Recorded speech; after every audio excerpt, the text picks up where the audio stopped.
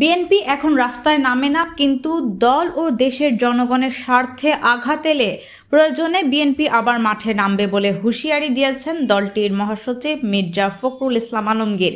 শনিবার বিকেলে রাজধানীর 100 ফিটের বেড়াইদ এলাকার দুস্থদের মধ্যে ঈদ উপহার বিতরণ অনুষ্ঠানে তিনি এমন মন্তব্য করেন। মির্জা ফখরুল বলেন, দেশি বিদেশি ষড়যন্ত্র চলছে, কোনোভাবে কোনো চক্রান্ত সফল হতে দেওয়া হবে না। ফ্রান্স, লন্ডন, আমেরিকা থেকে কেউ যদি দেশের মানুষকে উত্তেজিত করার চেষ্টা করে তবে তা রুখে দেওয়া হবে। দেশে কোনো অস্থিতিশীল পরিবেশ মেনে নেওয়া হবে না। তিনি আরও বলেন, বিএনপি ভারতের পক্ষে নয়, পাকিস্তানের পক্ষে নয়, বিএনপি শুধুমাত্র বাংলাদেশের পক্ষে।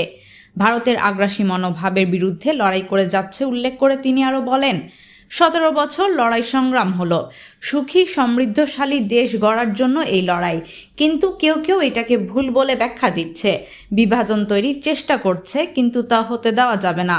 তিনি দাবি করেন, বিএনপি সব পরিবর্তন এনেছে, সংস্কার বিএনপি করেছে, একদলীয় শাসন ব্যবস্থা বাতিল করে বহুদলীয় গণতন্ত্র প্রতিষ্ঠা করেছে, তত্ত্বাবধায়ক সরকার ব্যবস্থাও বিএনপি প্রতিষ্ঠা করেছিল।